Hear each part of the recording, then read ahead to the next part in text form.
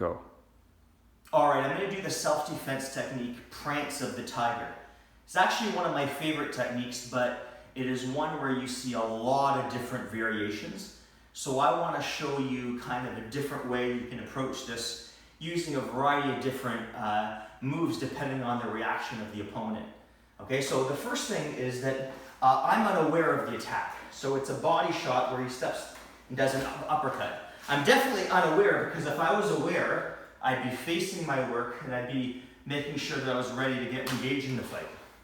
I have seen it done from our neutral low where he comes and I step back and make the strike.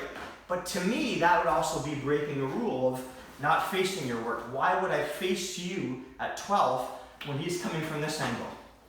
So I would more view this like I'm standing naturally. I look and all of a sudden, oh no, here comes the uppercut. Now this is really nasty. I'm going to take advantage of the angle of his uppercut and I'm going to cut his arm, which looks like a back knuckle. And then that's going to carry right into a temple shot. I'm checking with the left. Okay? So we do that maybe a slightly different angle. I look, here comes the punch, and that shot goes up. Now, if I go a little slower on this one, I cut his elbow, that becomes an elbow break. You gotta be, if you want to break your elbow at soft Evan, that shot becomes an elbow break. You could do that. But I'm going to stick to the exact technique. We'll go back to this angle. So he comes with the uppercut, and I hit the temple. Now right away, I'm going to deaden his arm by hitting it on this angle. Okay, so we'll try over here. So he comes and I get my shot in. Watch, look what that did to his head. It pulled it right in to an eye poke and a simultaneous kick with my left. Okay, so if we try this again, the uppercut comes, I look, I get this shot in. As soon as this hits, I get this, and then I side kick and I back knuckle.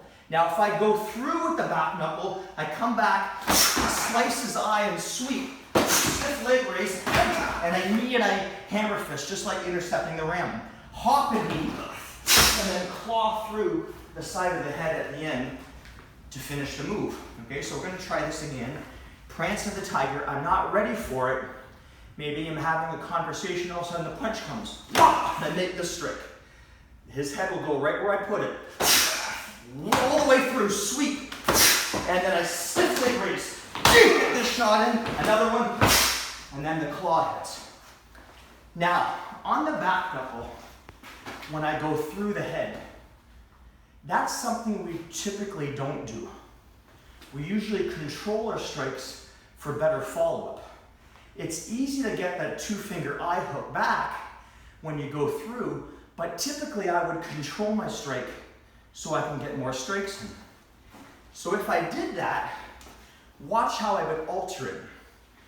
I get this strike in, I do this, but then as soon as that kick comes, and I stop, I grab him.